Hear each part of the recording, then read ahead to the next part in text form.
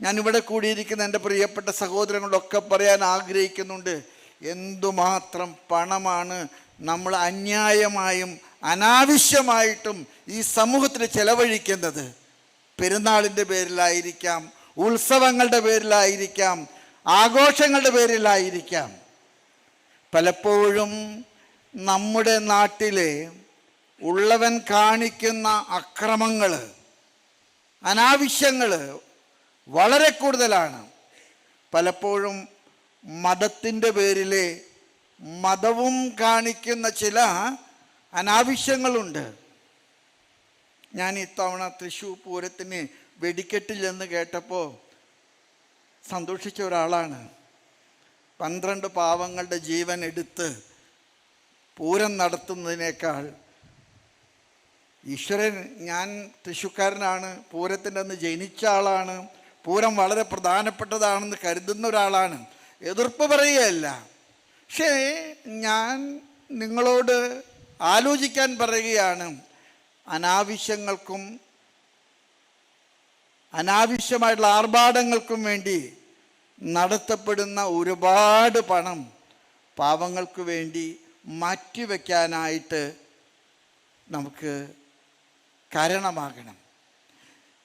ലൂക്കായുടെ സുവിശേഷത്തിലെ 10-ാമത്തെ അധ്യായത്തിൽ 25 തുടങ്ങി 37 വരെയുള്ള ഭാഗത്ത് കർത്താവ് ഒരു കഥ പറയുന്നുണ്ട്.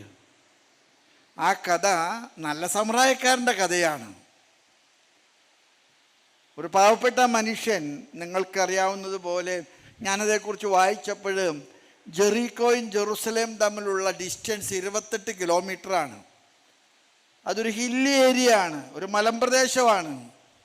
ഈ മനുഷ്യൻ 28 കിലോമീറ്ററുകൾ യാത്ര ചെയ്യുമ്പോൾ തസ്കരന്മാരാൽ ആക്രമിക്കപ്പെട്ട് ആരുമില്ലാതെ വഴിയിൽ വീണപ്പോൾ ആദ്യം കടന്നുപോയത് തിയോളജിയിലെ ഡോക്ടറേറ്റുള്ള ഫരിസയനാണ്.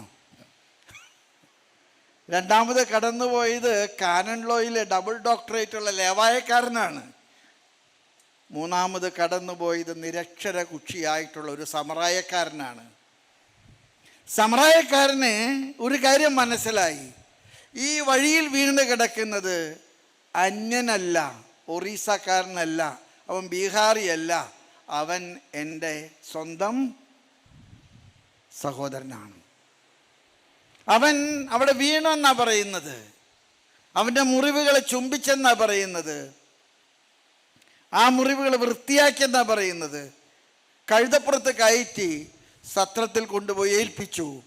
എന്നിട്ട് സത്രം സൂക്ഷിപ്പുകാരനോട് പറഞ്ഞു, എൻ്റെ കയ്യിൽ ഇനി 2 ധനാറ ബാക്കിയുണ്ട്, ഞാൻ അത് ഇവിടെ നിനക്ക് തരികയാണ്. ഇത് പോരെന്ന് എനിക്കറിയാം, പക്ഷെ ഞാൻ തിരിച്ചു വരുമ്പോഴും ഇവൻ്റെ ചെലവിൻ്റെ ബാക്കിയുള്ള ബില്ല് ഞാൻ അടച്ചുകൊള്ളാം. ഞാൻ സ്നേഹമുള്ള അച്ഛന്മാരോടൊക്കെ പറയാൻ ആഗ്രഹിക്കുന്ന ഒരു കാര്യമുണ്ട്. നമുക്ക് പട്ടം നൽകുന്ന സമയത്ത് കൈവെപ്പിന് ശേഷം ഗായക സംഘം പാടുന്ന മനോഹരമായിട്ടുള്ള ഒരു ഗീതകമുണ്ട്, കക്ര നൽകിയ മിശിഹായെ. നമ്മുടെ പൗരോഹിത്യം കർത്താവിൻ്റെ കയ്യിൽ നിന്ന് കക്ര വാങ്ങിച്ച പൗരോഹിത്യമാണ്. അത് കൊടുത്തു തീർക്കുവാനുള്ള പൗരോഹിത്യമാണ്. ഒരച്ഛൻ മരിച്ചിട്ട് ബാക്കി അവശേഷിക്കുന്നതെല്ലാം തന്നെ നരകത്തിലേക്ക് പോകാനുള്ള അദ്ദേഹത്തിൻ്റെ സ്ത്രീധന സ്വത്താണ്. അതുകൊണ്ട് നമുക്ക് കുറേ കൂടെ ജനകീയമായിട്ട് ചിന്തിക്കുകയും പെരുമാറുകയും ചെയ്യണം. വീടില്ലാത്തവരെ, വസ്ത്രമില്ലാത്തവരെ, ആഹാരമില്ലാത്തവരെ, അവരൊക്കെ ഈ നാട്ടിൽ നമ്മുടെ ചുറ്റും ജീവിക്കുമ്പോഴും നമ്മൾ ആർഭാടമായി പള്ളികൾ പണിയുകയും അനാവശ്യമായിട്ട് ആഘോഷങ്ങളും തിരുനാളുകളും നടത്തുകയൊക്കെ ചെയ്യുമ്പോൾ നമ്മുടെ മനസ്സ് കർത്താവിൻ്റെ മുൻപിൽ കുറ്റക്കാരായിട്ട് പരിഗണിക്കപ്പെടും. അതുകൊണ്ട് വിൻസെൻഷ്യൻ സഭ ഇന്ന് ഇവിടെ പടുത്തുയർത്തിയിരിക്കുന്ന ഈ നല്ല സമറായൻ്റെ ഭവനം, അത് നിങ്ങൾ തൈലക്കുപ്പി കർത്താവിൻ്റെ കാൽപാദത്തിൽ പൊട്ടിച്ചൊഴിച്ചതാണെന്ന് ഞാൻ പറയും. ഈ നാർദിൻ തൈലത്തിൻ്റെ സുഗന്ധം ഈ നാടിനെ അനുഗ്രഹമായിട്ട് മാറട്ടെ.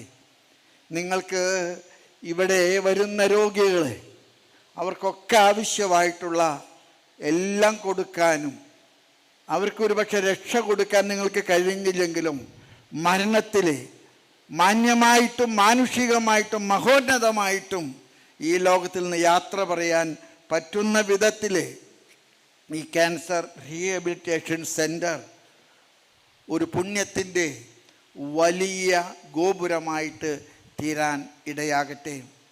വിൻസെൻഷൻ സഭ നമ്മുടെ നാട്ടിലെ പണിയുന്ന സ്നേഹത്തിൻ്റെ മനോഹരമായുള്ള ഒരു താജ്മഹലാണ് ഈ ക്യാൻസർ ഇൻസ്റ്റിറ്റ്യൂട്ട്, ഈ ക്യാൻസർ റീഹാബിലിറ്റേഷൻ സെൻറ്റർ എന്ന് അഭിമാനത്തോടുകൂടെ ആനന്ദത്തോടുകൂടെ ഞാൻ നിങ്ങളോട് പറയും.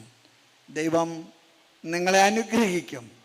നിങ്ങൾക്കൊന്നിനൊരു കുറവുണ്ടാകാൻ ദൈവം ഇടവരുത്തില്ല.